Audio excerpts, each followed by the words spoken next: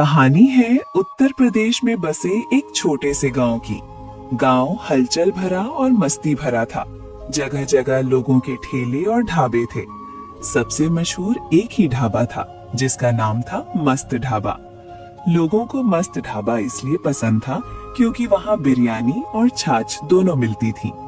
पर लोगों को सबसे ज्यादा पसंद थी वहाँ की मसाला छाछ। एक दिन की बात है जब एक वकील की बेटी पढ़ाई करने जाती है पर वापस लौटकर नहीं आती है। कहाँ गई सीमा? अब तक तो उसे आ जाना चाहिए था, पर अब तक वो आई क्यों नहीं?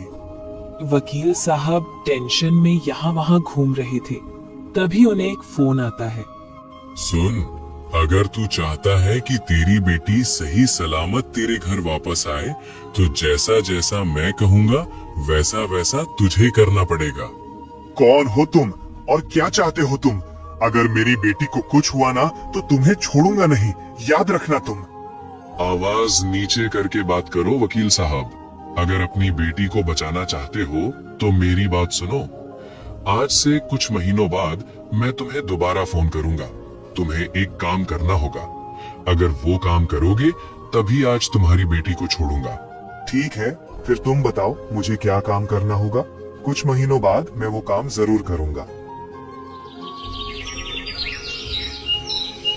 अगले दिन मस्त ढाबे पर एक आदमी आता है और रामू काका से कहता है, रामू चाचा, आपने इतनी अच्छी बिरयानी और मसाला छाछ बनाना कहाँ से सीखा? आपकी बिरयानी से ज्यादा तो यहाँ की छाछ मशहूर है। ये तो बेटा मेरे खानदानी मसालों का कमाल है। कई सालों से ये मसाला हमारे खानदान में इस्तेमाल हो रहा है। इसे बनाना इतना आसान नहीं है। क्यों काका? मसाला तो मसाला होता है, इसे तो कोई भी बना सकता है। इसमें कौन सी बड़ी बात है? तुम समझ नहीं रहे हो। मसाले तो कई प्रकार के आते हैं, पर मसालों की कितनी मात्रा डालनी है और कौन कौन सा मसाला डालना है, ये तो बस अनुभव से ही होता है। हाँ काका, बात तो आपकी सही है। एक काम करो काका, मुझे भी एक प्लेट बिरयानी और एक गिलास छाछ दे दो। आज तो ठंडी छाछ पीकर पूरी थकान ही दूर कर दूंगा। तभी चिंटू उस आदमी को बिरयानी और छाछ देता है और वो आदमी बिरयानी छाछ लेकर चला जाता है। तभी चिंटू रामू काका से कहता है, मालिक, आप मुझे तो मसाले दिखा ही सकते हो। आखिर मैं आपके यहाँ इतने सालों से काम कर रहा हूँ। हाँ बेटा, मैं समझ रहा हूँ तुम क्या कहना चाहते हो, पर मैंने अपने पिताजी को वादा किया था कि अपने खून के अलावा मैं इसे किसी को ना दिखाऊंगा ना दूंगा। ठीक है मालिक, आपकी मर्जी। मैं तो बस नौकर हूँ। अब कहाँ मुझे ये सब दिखाएंगे।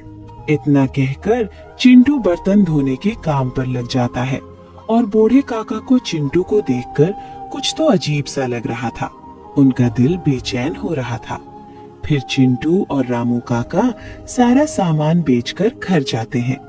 घर पर रामू काका की 2 बेटियां और एक बेटा था। बेटा अभी अभी 22 साल का हुआ था और बेटियों की शादी की उम्र थी।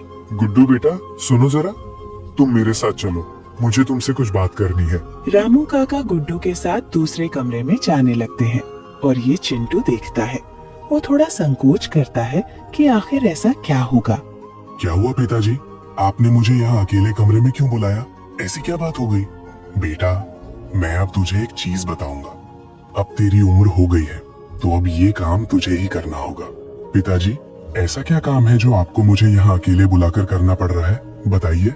बेटा, तुझे पता है, आज हमारी जितनी दौलत है ये सब हमारे पुरखों की निशानी है। इतनी दौलत जमा करने के लिए सबने दिन रात मेहनत करके मसाला छाछ का मसाला बनाया है, जो शायद ही अब कोई बना पाएगा।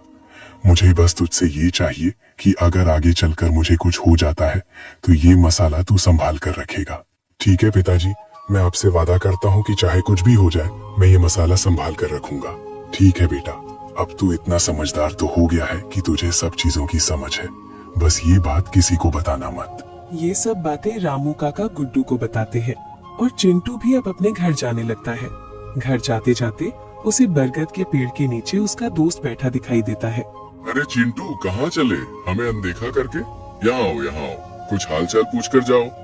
नहीं दोस्त, मैं अनदेखा नहीं कर रहा था, बस मैं थोड़ा जल्दी में था। अभी ढाबे से आया हूँ, अब घर का भी काम करना है। चिंटू भाई, मुझे तो तुम पर हंसी आ रही है।